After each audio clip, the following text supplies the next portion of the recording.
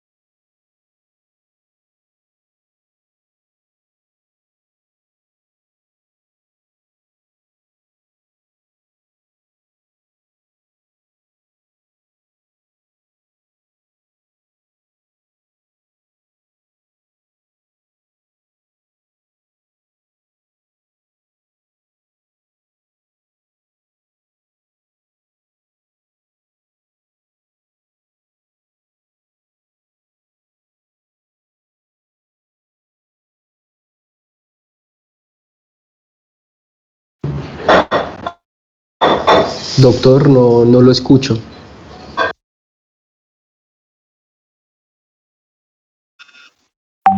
Doctor, tiene el micrófono desactivado.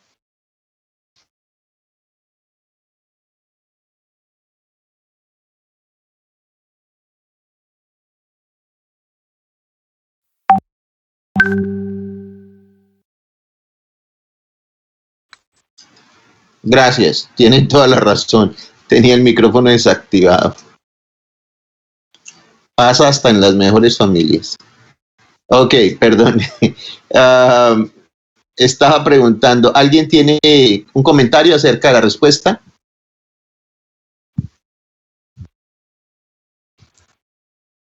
Confirme que me copian. Copio. Ok. ¿Qué opinan de la respuesta? ¿Por qué es falso? Porque personas asintomáticas también pueden contagiar a otras personas. Correcto. ¿Quién habló? Ana María, Muy bien, Ana María, efectivamente. No solo los sintomáticos esparcen el virus a otros, también los asintomáticos. Es más, mucho más, son muchos más los asintomáticos, el 80%, y se cree que juegan un papel muy importante en esta pandemia. Muy bien. Listo, nos vamos con la siguiente.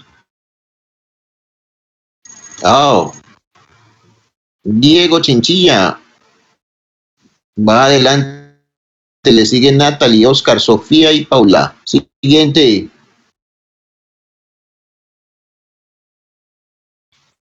Lean.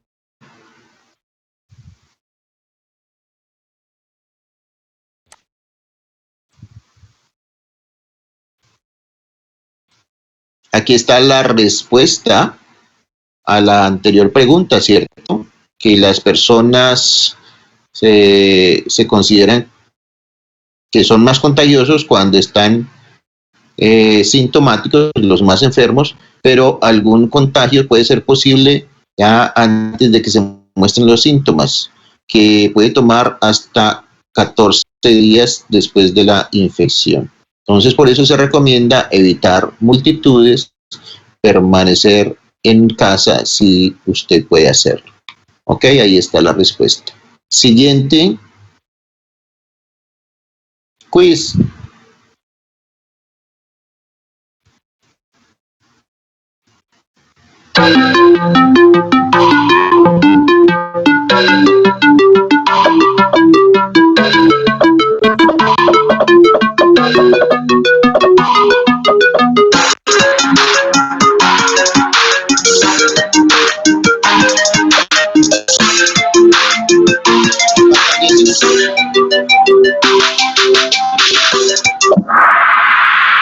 Ya contestaron todos.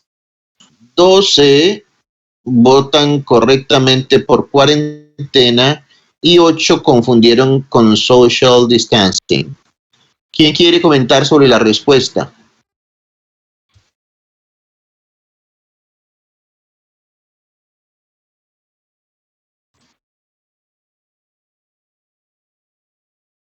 Ya está Diego Luna conectado.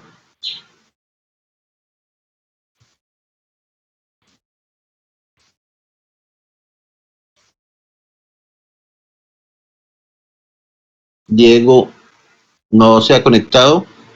Diego Chinchilla, ayúdame. Escoge a una persona. Escoge una voluntaria.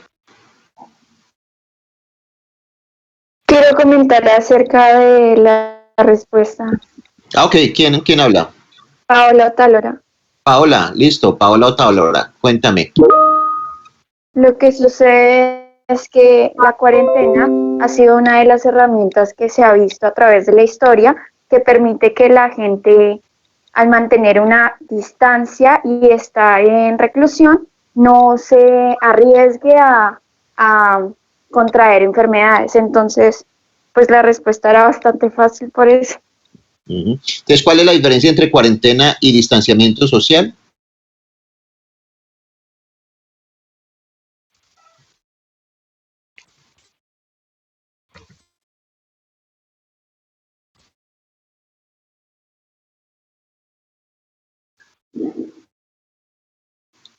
La cuarentena cumple los dos objetivos, ¿no? Mientras que el distanciamiento social no restringe el movimiento de las personas. Las personas pueden salir a la calle, pero estar separados más de 1 metro, que es lo que se piensa probablemente hacer en esta siguiente fase de que se quiere ya un poco liberar las medidas, permitiendo que algunas personas salgan, pero que mantengan el distanciamiento. ¿Ya? Entonces, ahí está la diferencia entre las dos. Vamos a ver cómo nos fue. Natalie se subió, desplazando a Diego al segundo lugar. Paula le sigue, Sofía e Isabela. Persisten los mismos 5, pero en diferente orden. Siguiente. Este es un rompecabezas.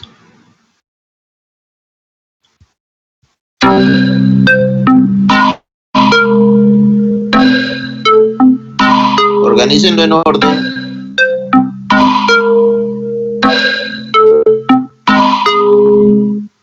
Diego, ¿qué pasó? Pongan esos palabras en orden. Palabras y números. Muy bien, va uno.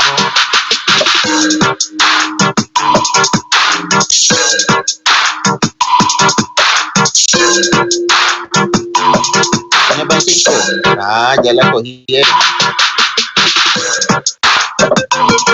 Faltan 20 segundos.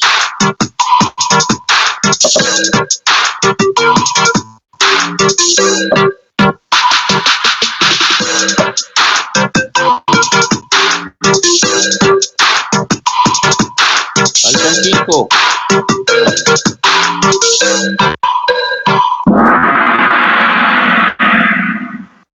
Muy bien. Uy, uy, uy. ¿Qué significa esto? 14 days. ¿Ya? Ojo, porque solo el 18% acertó. Solo el 18% acertó. ¿Sí? Entonces, for COVID-19, the period of quarantine is 14 days from the last date of exposure. ¿Vale? Ojo, tomen este dato no como algo absoluto, ¿ok? Recuerden que si bien ya el periodo de cuarentena es 14 días, existe un 11% de personas que pueden ser contagiosos hasta 21 y hasta 25 días, ¿ok? Así que ojo con eso. Esto, vamos a ver.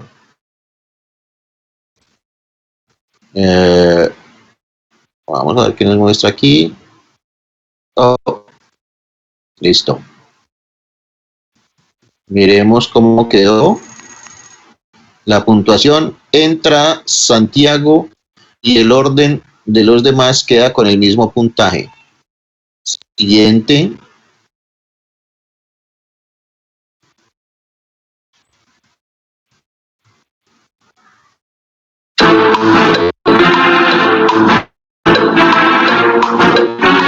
Escriban su respuesta. Faltan 5 segundos.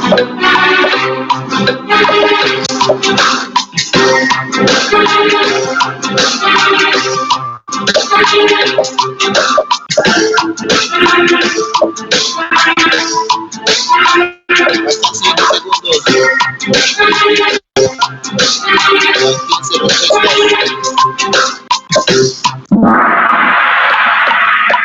Uy, ¿cómo así?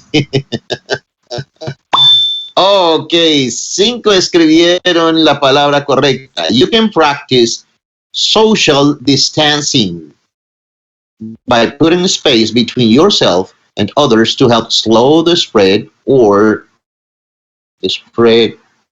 What is there?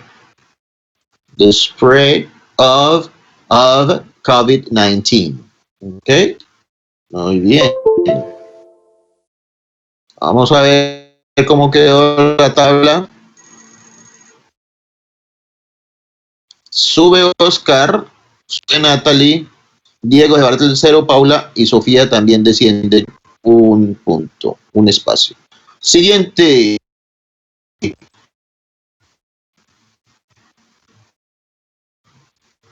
Esta está fácil.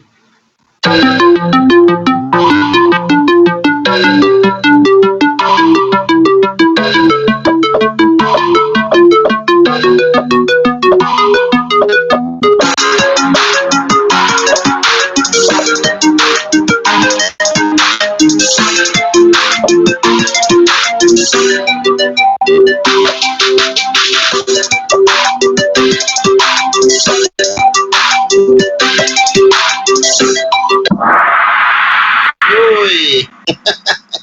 Bueno, no manejamos las medidas en feet, ya, pero son 2 brazos de distancia, que es lo que decimos que puede ser alrededor de 2 metros. ¿Ya? According to the CDC, 6 feet, around 6 arms length, is the minimum recommended physical separation distance to prevent the spread of COVID-19. Okay. Okay. Listo. Next. Sigue Natalie, nadie la baja de ahí. Diego volvió a subir. Paula, Isabela y Santiago. Y vos pues los van a dejar ahí. Nadie va a entrar a la tabla nuevamente. Vamos para la próxima.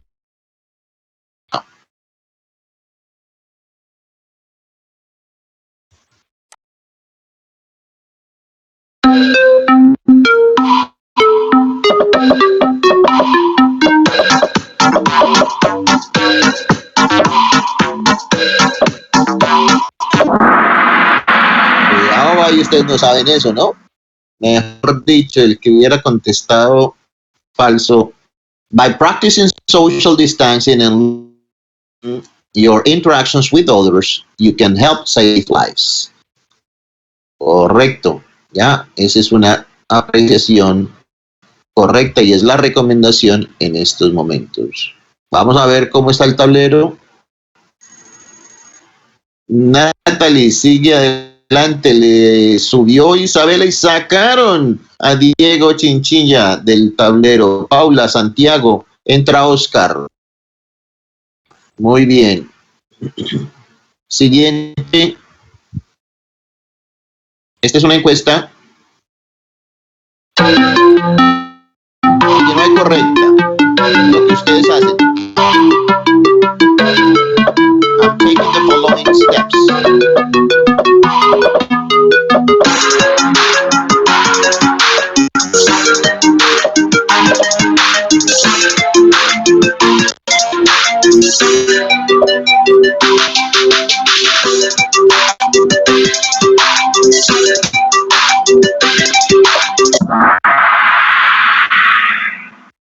Muy bien.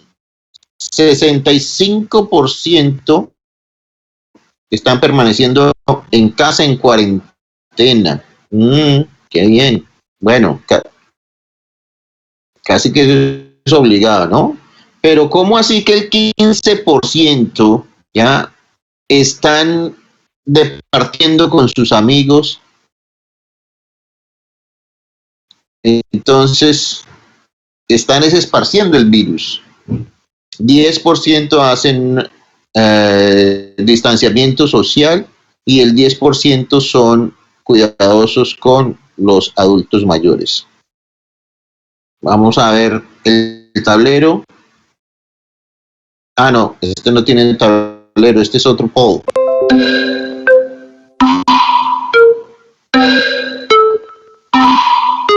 De acuerdo con lo anterior.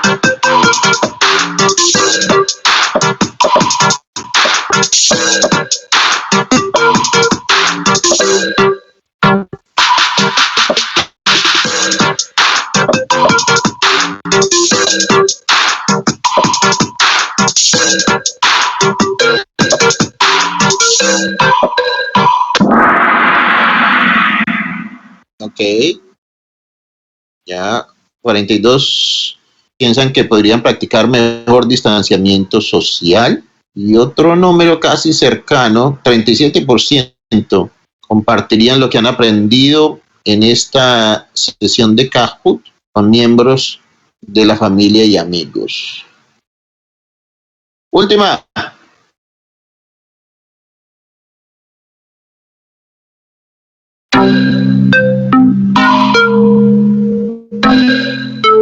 Organícenla. Es un rompecabezas.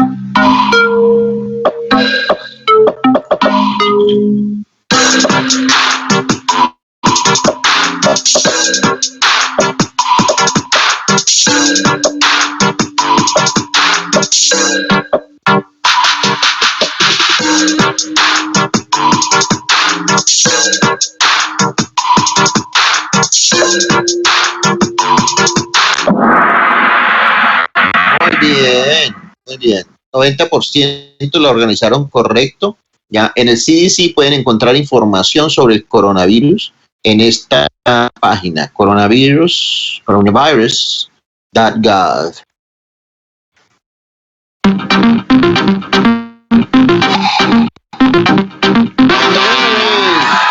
Tercer lugar para Santiago. Segundo lugar para Paula.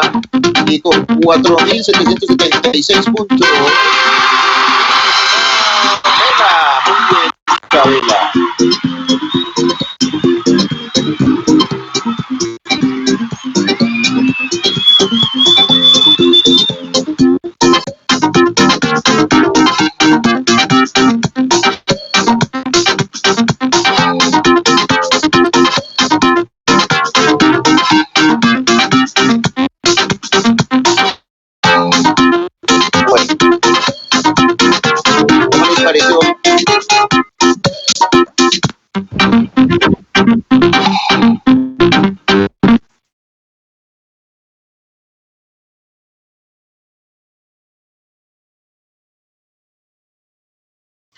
Ok. ¿Cómo les pareció el ejercicio de Kahoot? Chévere la dinámica, doctor. Vamos revisando conceptos, vamos afianzando conceptos, etcétera. Muy bien, vamos a hacer una pregunta aquí.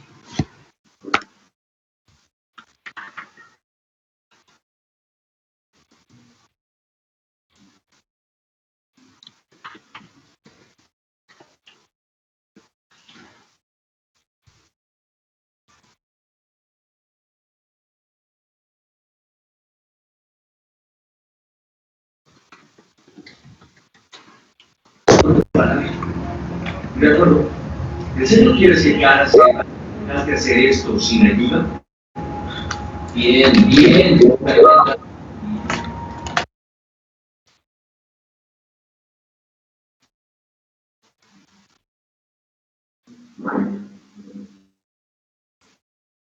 Bueno,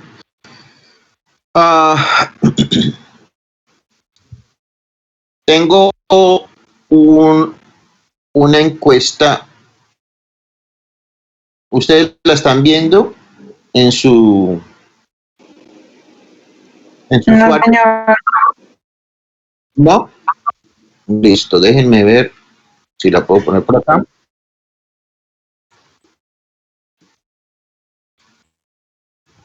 Como lo hice en la ocasión anterior.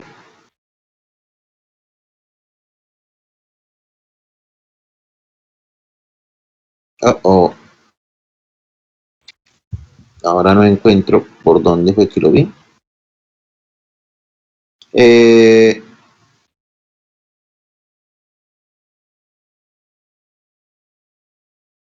Permítanme, no puede ser que esto me vaya a ganar la partida.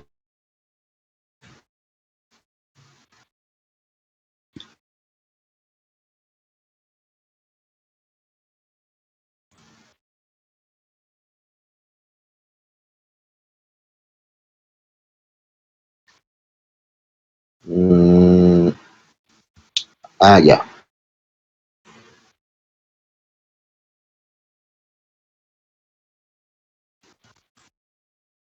Ya la encontré.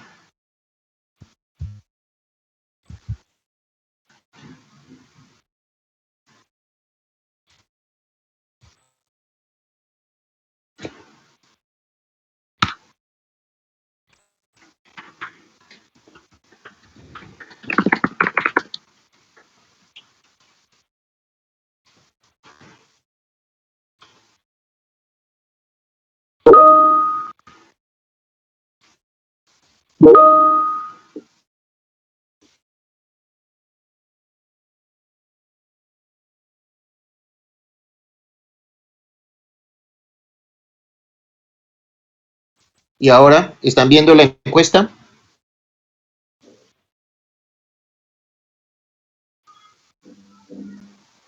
A mí no me aparece nada, doctor. No sé si mis compañeros sí. No, No. señor. Listo, bueno, no invirtamos más tiempo en ello, porque tengo más bien algo más interesante relacionado con el tema. Vamos, manténganse ahí en el Kahoot. Vamos a hacer también la revisión de nuestro tema, pero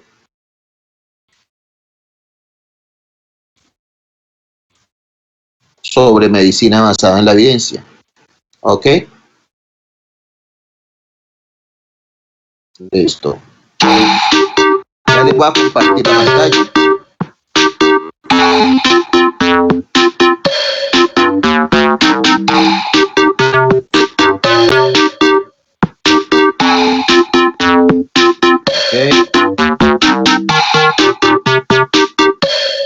Ok. 933-346. ¿Me confirman si lo están viendo? Ok. Andrea, Lisette, Oscar, Daniela, Paola, Dubán, Aleja, Sofía. Muy bien. van 11, 12.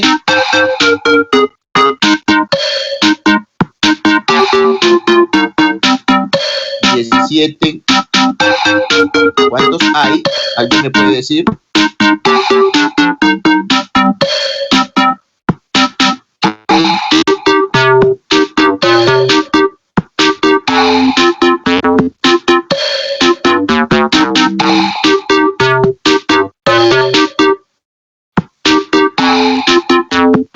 ¿Falta alguien?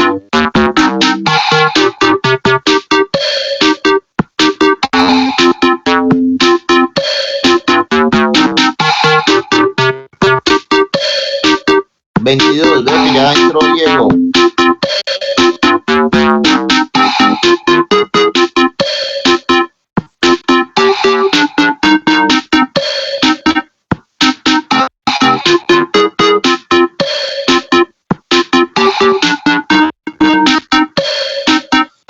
Muy bien. Seguimos. Adelante, 23. ¿Falta alguien? ¿O podemos avanzar? Listo, vamos.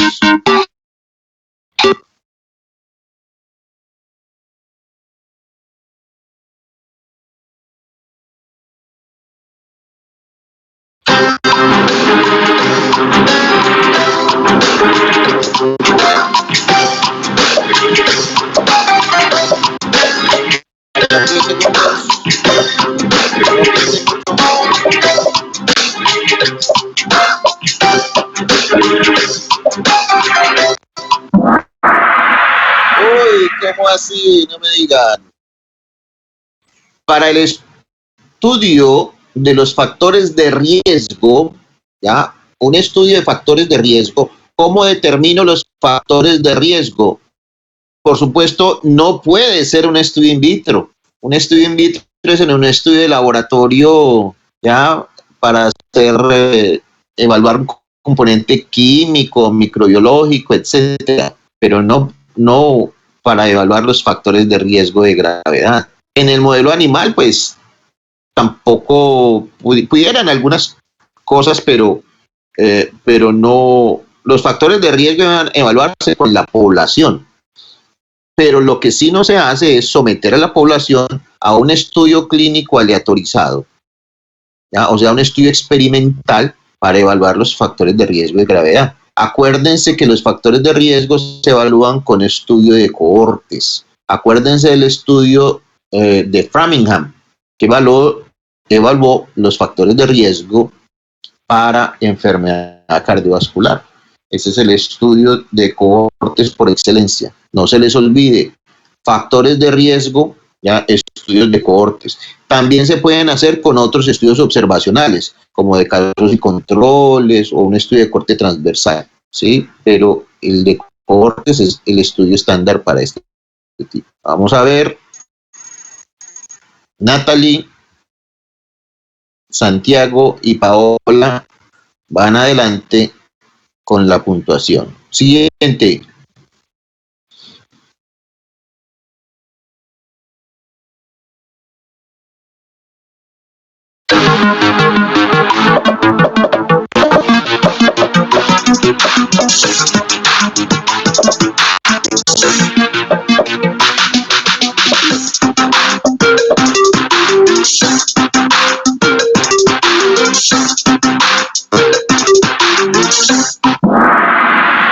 Uy, ¿cómo así empate?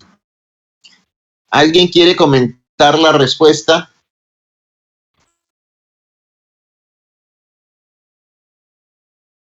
Diego, escoge un voluntario. Doctor, ¿Quién quiere? Dime. Sara, Sara. pues, pues la prueba diagnóstica ahorita es el PCR, el método por PCR. Correcto. El PCR es el método estándar, el estándar de oro. Es la prueba con un mayor rendimiento para la detección del virus. Y entonces, ¿qué han oído de la serología?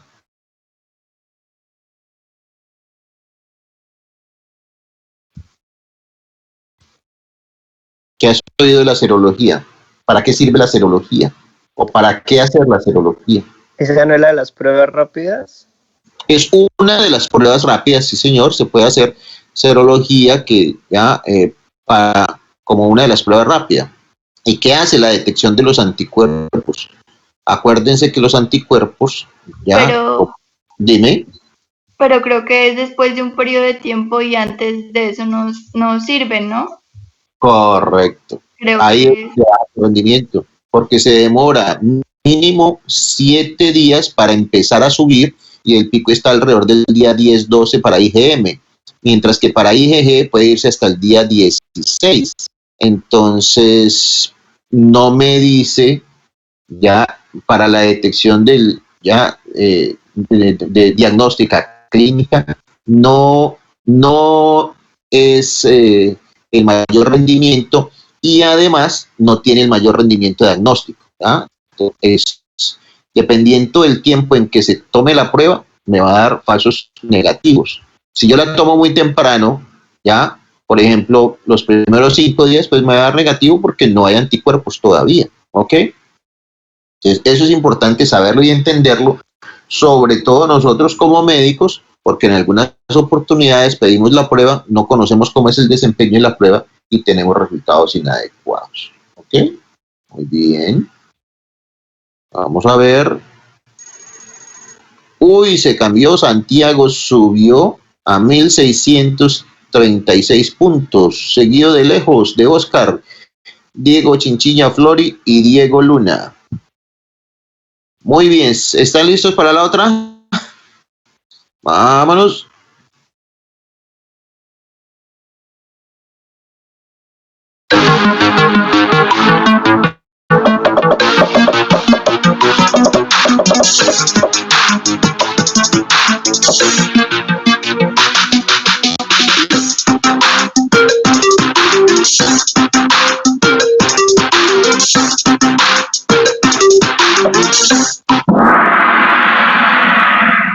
Muy bien, dejo que sí pusieron cuidado a lo que acabamos de decir en la pregunta anterior. Ya habíamos dado la respuesta. El gol estándar es la PCR en tiempo real. ¿Qué es PCR? ¿Quién me quiere decir?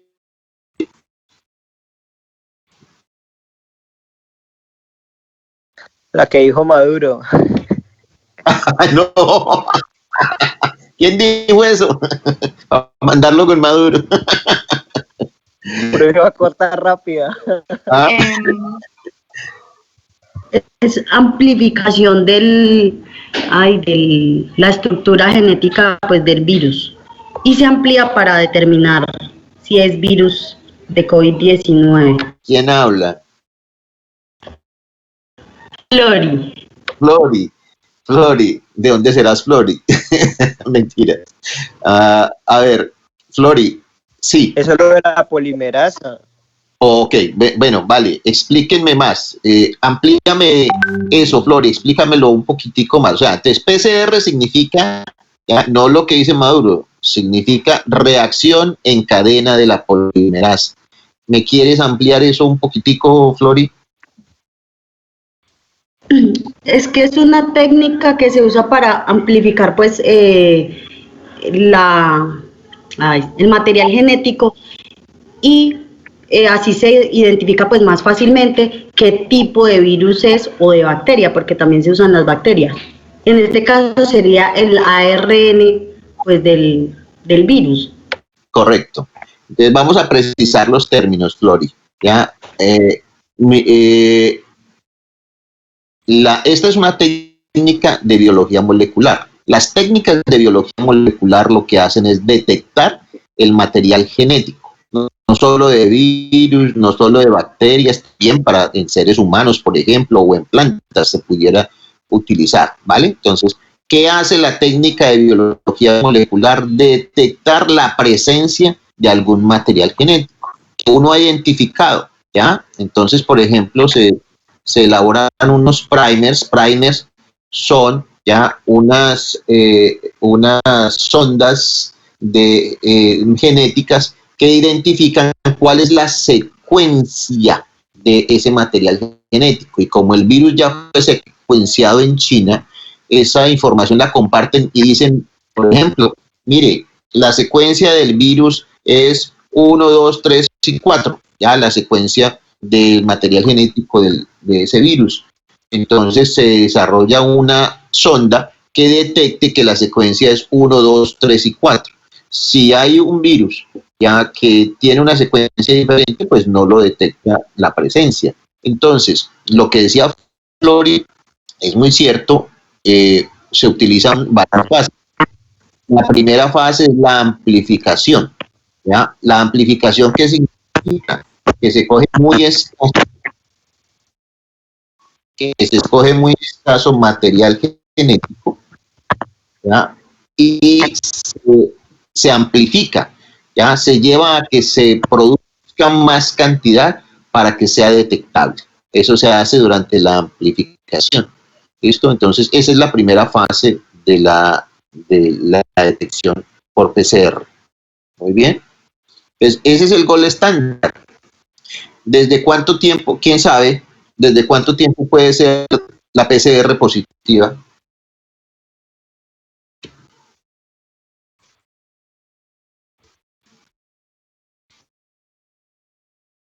¿Alguien sabe?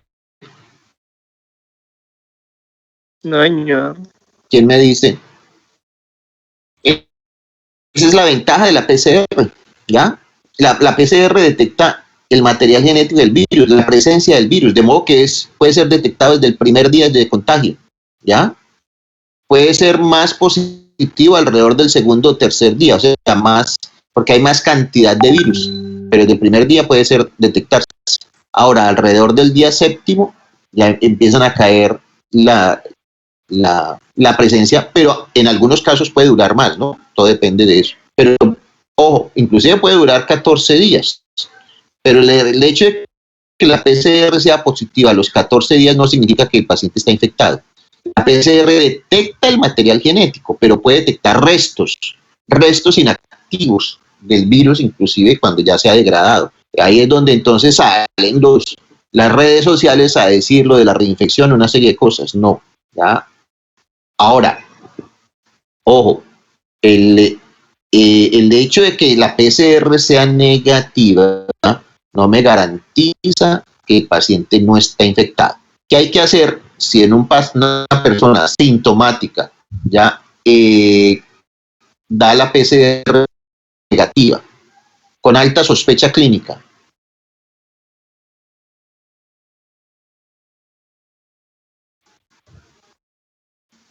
¿Qué se les ocurre? Por lo que les acabo de decir, repetirla en 72 horas, ¿sí?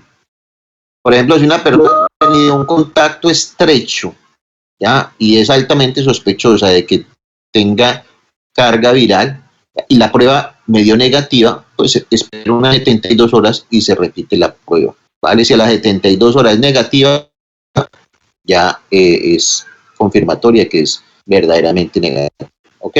Muy bien.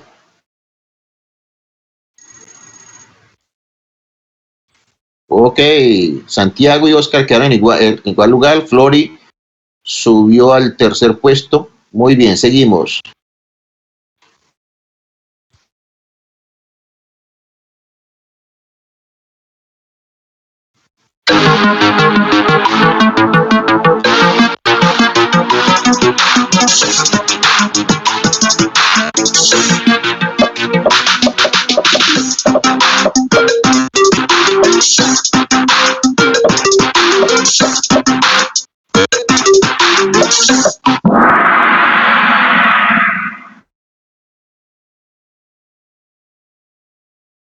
Ojalá así fuera. La primera advertencia que se hizo del primer caso de COVID la hizo en Twitter un oftalmólogo, el doctor Li Wenliang, ya que después fue hospitalizado, fue sancionado por las autoridades chinas por haber revelado que en su hospital habían varios casos, lo que obligó a las autoridades chinas a reconocer el brote y posteriormente la evidencia. Él lo mandó en Twitter, no lo publicó en una revista, no lo publicó la Organización Mundial de la Salud y tampoco lo publicó el Ministerio de Salud de China. ¿Vale? ¿Qué tipo de evidencia es esta? Difícil de clasificar, ¿no? Difícil de clasificar. In vitro. No. In vitro. Santiago sigue allí en primer lugar. Oscar Flori, creo que no cambiaron de puesto. Siguiente.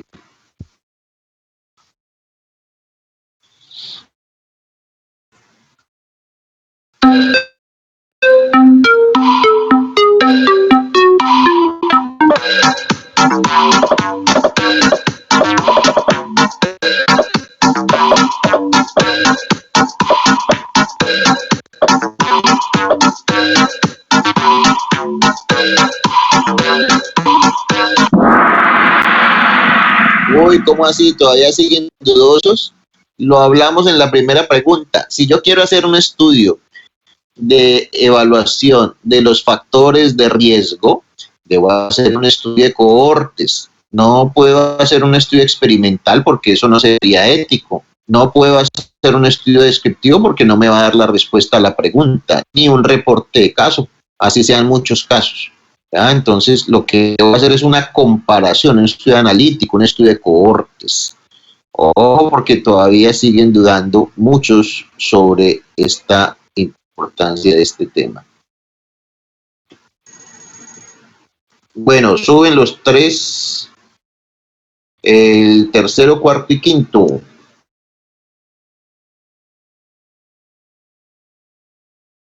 Siguiente pregunta.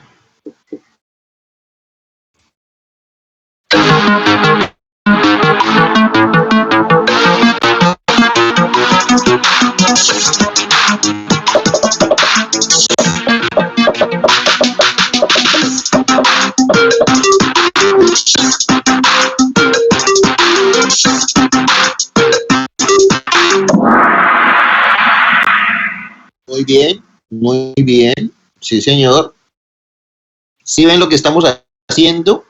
Estamos poniendo en práctica la lectura crítica, la medicina basada en la evidencia, aplicándolo a casos clínicos, ¿vale? O estudios de reportes de literatura.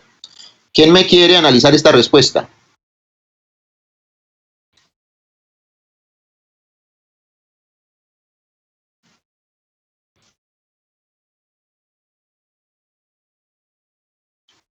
¿Quién voluntario? Mientras piensa un voluntario, Diego, vaya pensando el nombre de 4 compañeros para que los designe para la actividad de mañana. ¿Quién me explica esta respuesta?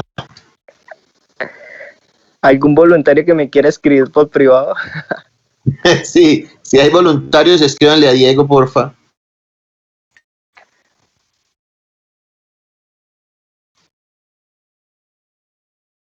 Es que varias de las revisiones que se han hecho ahorita sobre el tratamiento refiere que la hidroxicloroquina impide la unión de la proteína S, la cual es dependiente del coronavirus, para entrar en conjunto con el enzima humana 2. Entonces, eso se supone que es lo que se ha experimentado, porque se utilizó con el SARS y dio resultado. ¿Quién Algo habla? así. José. Sí, señor, es algo así, correcto, José. Entonces, efectivamente se considera que la cloroquina también tiene efecto antiviral, ¿ya? Eso se estableció in vitro en la epidemia del SARS y por eso se ha querido evaluar en estudios clínicos hasta ahora ya esa efectividad. Desafortunadamente los estudios clínicos no han sido de alta calidad, ¿ya? Para generar esa respuesta. Si bien in vitro, si pudieran ser de alta calidad. Entonces, los estudios in vitro ya sí han sido experimentales, es decir, a ciertas células se les infecta con el virus, a otras no, y se compara el efecto, ¿ya?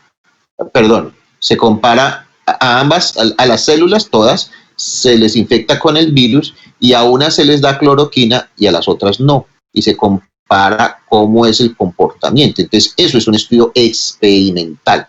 Es decir, el investigador controla el procedimiento, ya la intervención. ¿Le pongo cloroquina o no le pongo cloroquina? ¿Vale? Eso es un estudio experimental. No es un estudio de cohortes, porque en el estudio de cohortes el investigador no interviene, solamente observa, y en el estudio descriptivo simplemente describe, pero no compara, al igual que en la serie de casos. ¿Ok?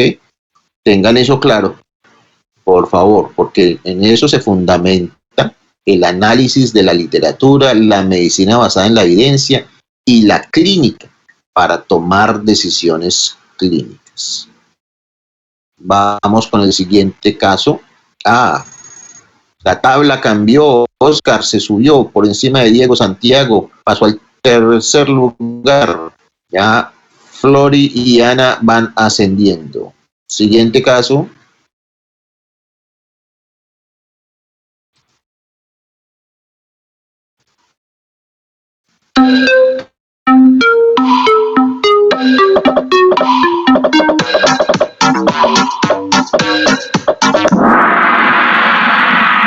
Bien, muy bien.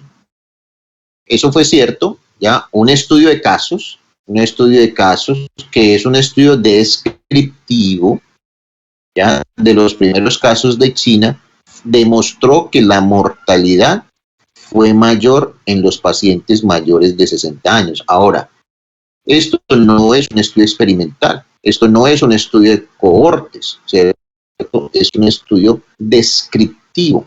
¿Ya? Él describieron los primeros 40.000 pacientes y ahí se observó, ya, se describió, no se comparó, simplemente se observó cómo se distribuye la edad y la mortalidad, así de sencillo.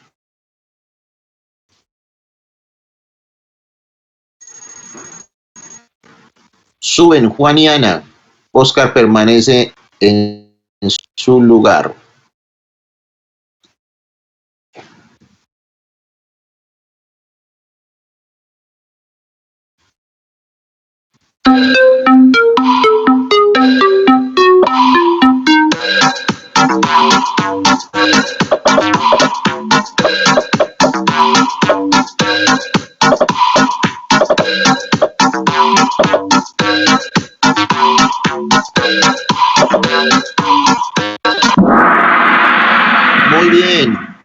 Muy bien, estamos hablando de sensibilidad, es la capacidad que tiene la prueba de detectar, ya, el virus en los que están contagiados. Eso se llama sensibilidad. ¿Ya? Muy importante entender este concepto que también pocas veces lo manejan los médicos y lo confunden para tomar una decisión. Entonces la PCR ya efectivamente tiene una alta sensibilidad entre el día 2 y el día 10 de contagio. Uy, Oscar, sigue para arriba.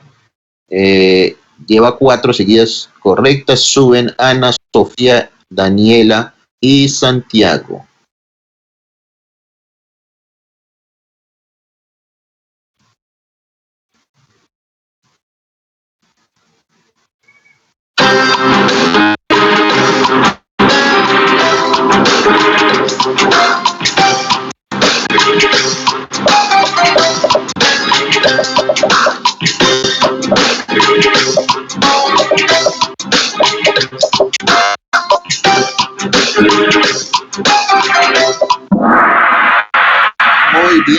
Muy bien.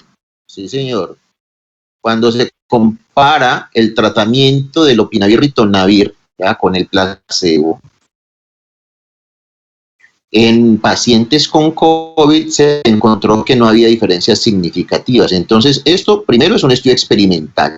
¿Y qué se compara? Se comparan, por ejemplo, las tasas de sobrevida, las tasas de curación, el desenlace que se escoja. Y en este caso se compara con las curvas de Kaplan-Meier. No podemos hablar de sensibilidad porque no estamos hablando de una prueba ni de especificidad. Y las curvas ROC, ¿ya?, que son las curvas operativas de resultados, también aplican a las pruebas diagnósticas. Y aquí estamos haciendo es un estudio experimental con un tratamiento. Entonces, no se trata de la operatividad de unas pruebas diagnósticas, sino de un estudio experimental.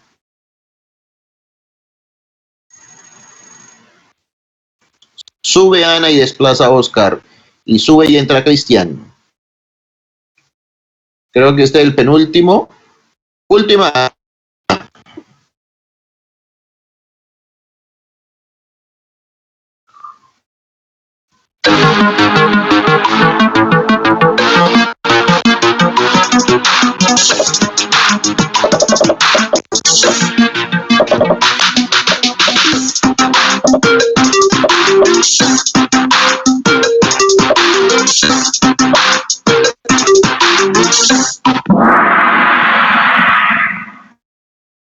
Muy bien, pero porque veo muchos dudosos. Primero, no puede ser evidencia 1. Fíjense que, ¿cierto? Se habla de un estudio que es observacional, de modo que no puede ser evidencia 1, mucho menos una recomendación A, que surge aparte de estudios experimentales, estudios clínicos autorizados.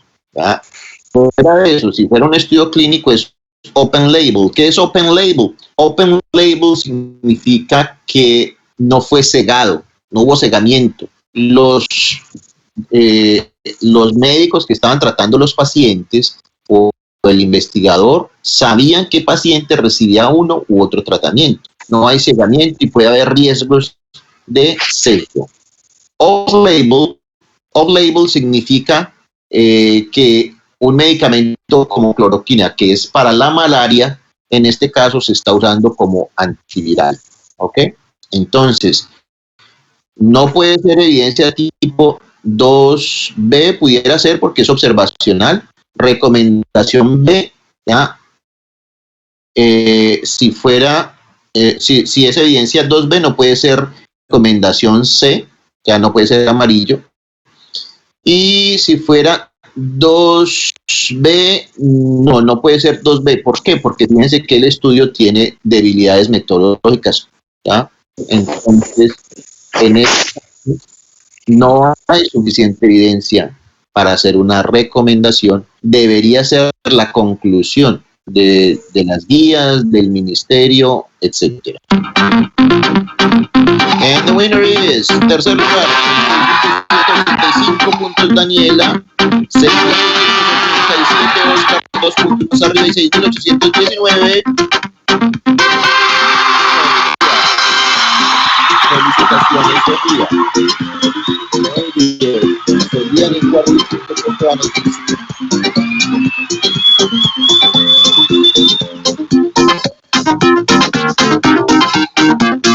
Muy bien, chicos.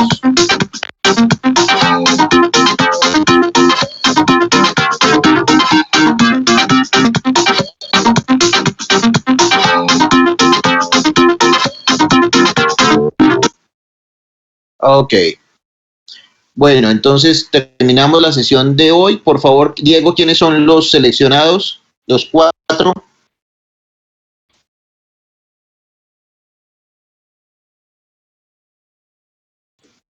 Doctor, al momento no hay voluntarios. Necesito entonces que los selecciones. Esas son las cosas difíciles de los líderes. Imagínese un general enviando 4 soldados a que vayan y se tomen una montaña a pesar de saber que puede ser que fallezcan. Esas son las decisiones difíciles que nos toca hacer a los líderes. Por favor, tome una decisión. No, pero me va a hacer ganar usted enemigos ahorita. No, ¿por qué?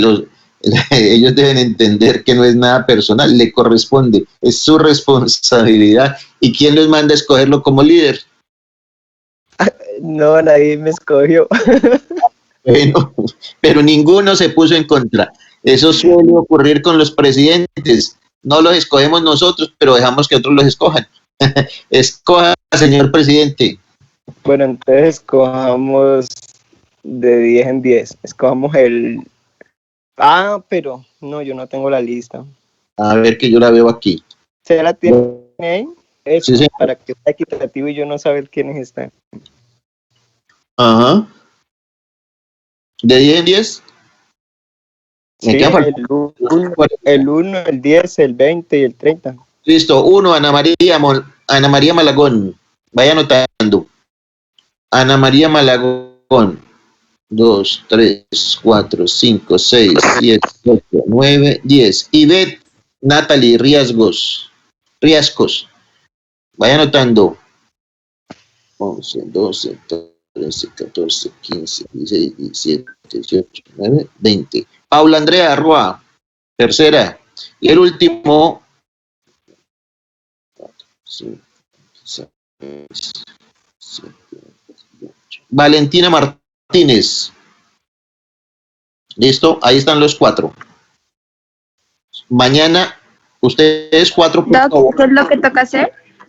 Ya les cuento, Ana María, efectivamente. Entonces, para mañana, ustedes van a contarnos, si quieren, hagan unas capturas de pantalla y las pegan en PowerPoint para que nos las muestren en la pantalla. ¿Cuáles fueron los artículos y las bases de datos, más que todo las bases de datos, las fuentes de donde sacaron sus referencias? Doc, pero es que Valentina Martínez y yo somos del mismo, No, somos las dos. no. Entonces, cambiemos. Hablando de otra hora. O sea, simplemente es mostrarles de dónde sacamos los artículos que citamos. Sí, pero no tan simplemente. ¿Qué queremos? ¿Ah? Nos van a mostrar cuáles fueron las fuentes de donde ustedes sacaron la bibliografía de ustedes. Nos van a mostrar, mire, yo utilicé este artículo del New England Journal de Medicina, ya, de tal fecha y todo eso, y lo encontré aquí. ¿Cierto? Nos van a contar cuál fue la fuente donde ustedes encontraron esa información con la cual sacaron sus referencias. ¿Ok? ¿Queda claro? ¿O alguna Sí, otra? señor. Bueno, perfecto. Entonces nos vemos mañana.